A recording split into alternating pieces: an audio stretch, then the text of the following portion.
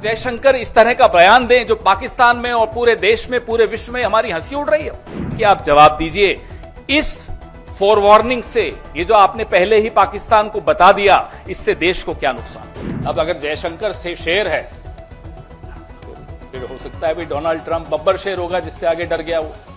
क्यों डरते हो जयशंकर जी? हमारे नेता राहुल जी ने इस पे कुछ सवाल भी पूछे हैं, परसों पूछे, आज फिर कुछ सवाल पूछे। यह बहुत महत्वपूर्ण इसलिए हो जाता है कि पिछले पूरे एक हफ्ते में अमेरिकी राष्ट्रपति डोनाल्ड ट्रंप अलग अलग देशों में, जमीन पर, हवा में, हवाई जहाज में एक बात दोहराते रहे कि उन्होंने युद्ध रुकवाने में मध्यस्थता की। उन्होंने एक बहुत खौफनाक बात भी बोली कि उन्होंने भारत को व्यापार रोकने की धमकी देकर युद्ध रुकवाया। This is a very dangerous comment coming from the American President Donald Trump, that he threatened India, that he'll stop trade with India if the war doesn't stop. तो सिंदूर का सौदा होता रहा, प्रधानमंत्री चुप रहे।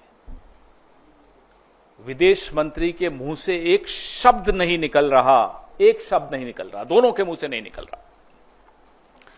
हमें नहीं मालूम कि ऐसी कौन सी सीक्रेट्स हैं, ऐसे कौन से रहस्य हैं मोदी जी के, जयशंकर जी के या भाजपा के और नेताओं के अमेरिका के पास, और मैं तो कहूंगा चीन के पास।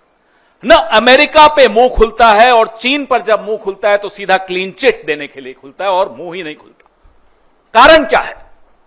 आपके जो रहस्य उनके पास होंगे, हमें कोई मतलब नहीं उससे, लेकिन देश को नुकसान क्यों पहुंच रहा है? पहलगाम का न्याय क्यों नहीं मिल पाएगा? इसलिए क्योंकि आप डरते हैं अमेरिका से, आप डरते हैं चीन से, आपका मुंह नहीं खुलता चीन के आगे। सबको मालूम है, पूरे देश को मालूम है, पूरे विश्व को मालूम है चीन की भूमिका क्या रही इस युद्ध में,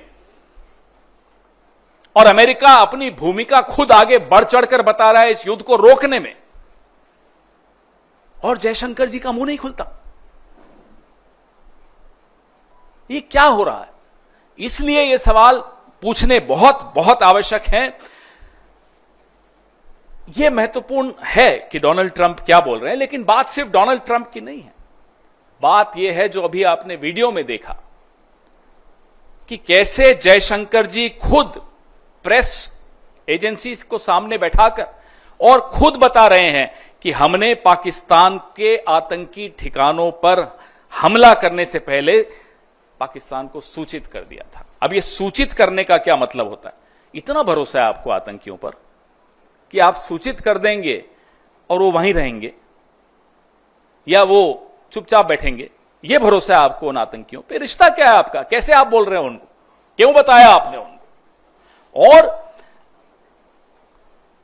इसको आप क्या कूटनीति कहेंगे? ये डिप्लोमेट रहे हुए हैं। आज जो देश के विदेश मंत्री हैं, ये एक राजदूत रहे हुए हैं, आईएफएस ऑफिसर रहे हुए हैं। क्या इसको कूटनीति कहते हैं? माफ कीजिएगा, हमारी देहाती भाषा में इसको मुखबिरी कहते हैं, इसको कूटनीति नहीं कहते। ये मुखबिरी है, ये अपराध है, ये गद्दारी है। और उसके बाद लीपापोती पूरी कि मैंने ऐसा नहीं। अरे आपने तो खैर लीपापोती भी नहीं कि आपके विभाग से एक चिट्ठी आ गई कि ये ऐसा नहीं कहा। आपके मुंह से ये शब्द, एक एक यहां मीडिया कर्मी बैठा है, देश के हर नागरिक ने, विश्व के हर नागरिक ने देखा आपने क्या बोला कि हमने पाकिस्तान को बता दिया था कि हम सिर्फ आतंकी ठिकानों पर हमला करने जा रहे हैं।